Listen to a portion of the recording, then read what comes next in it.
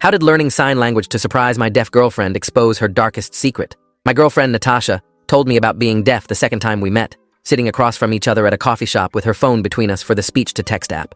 She explained she'd lost her hearing at age 7 from meningitis and learned to lip read so well that most people never realized she was deaf until conversations got complicated. She showed me how the app worked, speaking clearly while watching my lips, and I typed responses until I got better at facing her directly when I talked.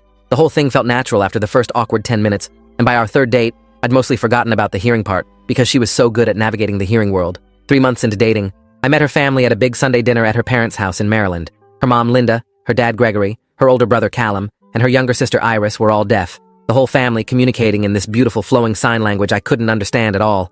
They were patient with me, writing notes on a whiteboard and typing on phones, but I felt completely left out watching them sign to each other across the dinner table. Natasha translated some things for me, but I could tell she was exhausted by the end of the night from bouncing between 2 languages. On the drive home, she apologized for how tiring the dinner must have been for me, and I told her honestly it wasn't tiring, just frustrating that I couldn't be part of the conversations happening right in front of me. That night, I started researching ASL classes in our city and found a community college program that met Wednesday evenings and Saturday mornings. The instructor was a CODA, which I learned meant Child of Deaf Adults, and she'd grown up signing before she could speak English.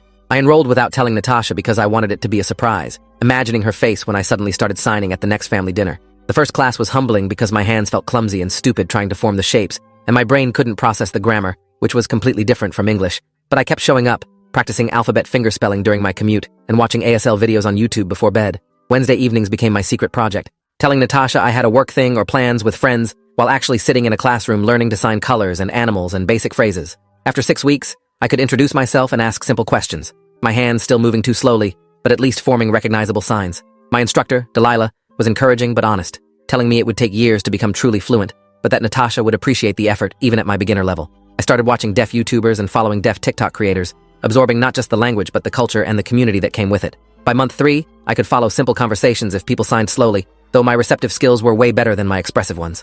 My hands still fumbled when I tried to sign, but I could understand maybe 60% of what I saw if I focused hard. Delilah suggested I start attending deaf events to practice in real situations, so I found a deaf coffee chat that met Friday mornings at a cafe downtown.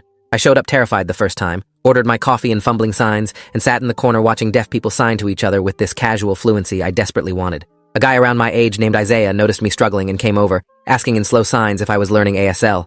I signed back that my girlfriend was deaf, and I wanted to surprise her, and he smiled and introduced me to his friends. They were patient with my terrible signing, correcting my hand shapes and teaching me slang that Delilah never covered in class. Every Friday morning, I'd show up and spend an hour immersed in sign language, my brain exhausted but happy by the end. Natasha asked once why I was so tired on Friday mornings, and I blamed it on bad sleep while internally feeling guilty about